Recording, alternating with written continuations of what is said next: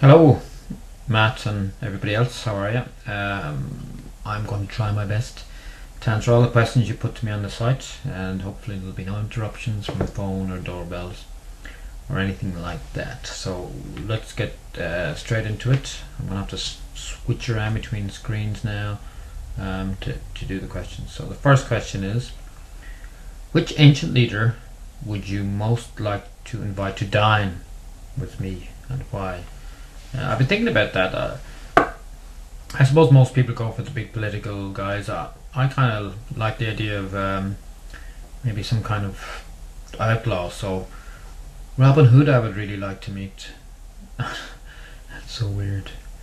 And just ask him how much is true, what really went on, how bad was Prince John, how scarlet was Will, and what did he think of the Kevin Costner interpretation. I think that would be interesting to know. So that's one person I would definitely like to see. Next question. A fairy's lifespan is related to magic, as stated by Turnbull in the Fowl Files, but as now Artemis has magic, will he have a fairy or even just an extended lifespan?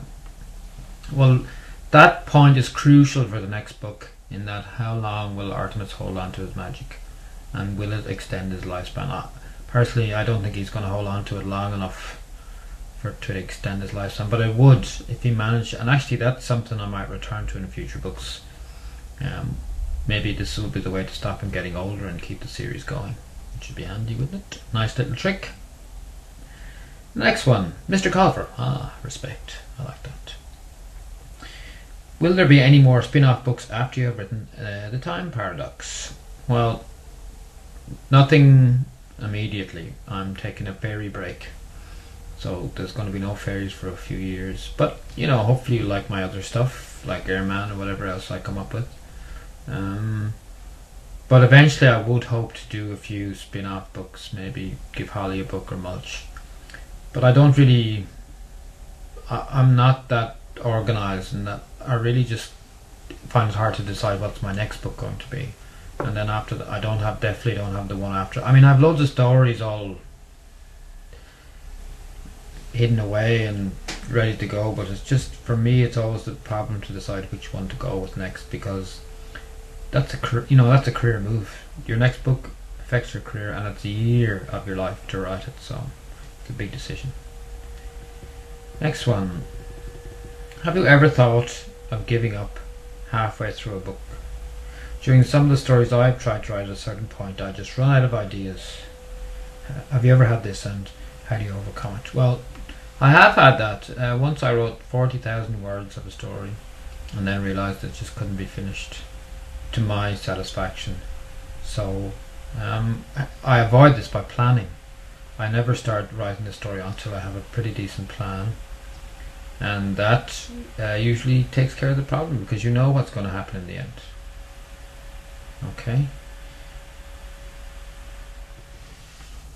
Okay, here's part 2. And do you ever see people, either as fans or just people walking down the street, that seem to be perfect representatives of your characters? I do. You see that all the time. People walking around and say, God, that'd be a great Holly. Especially, you know, girls with little elephant faces. You think, oh, she'd be fantastic Holly. Often my family and friends will point out someone to me.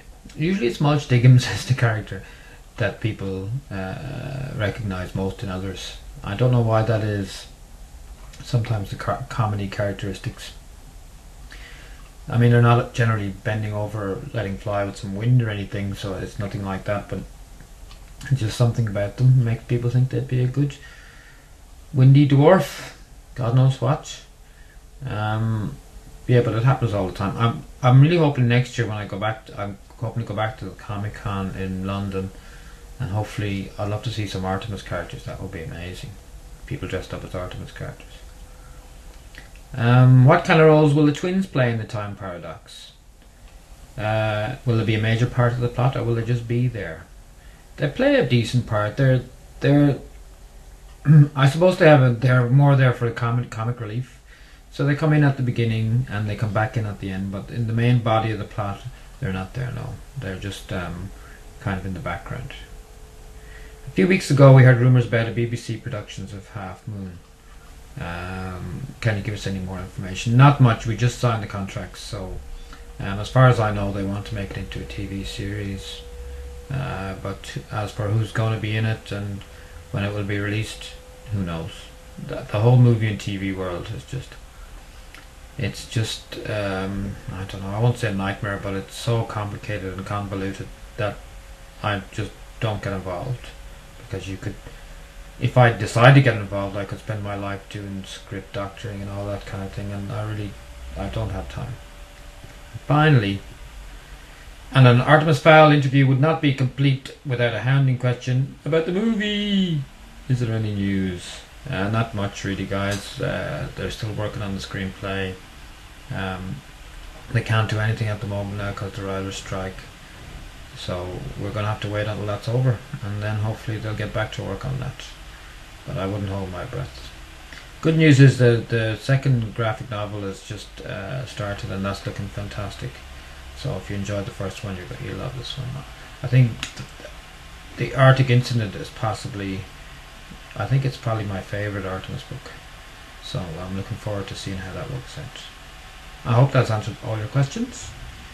And thanks everybody, AFC. And I'll talk to you soon. Bye.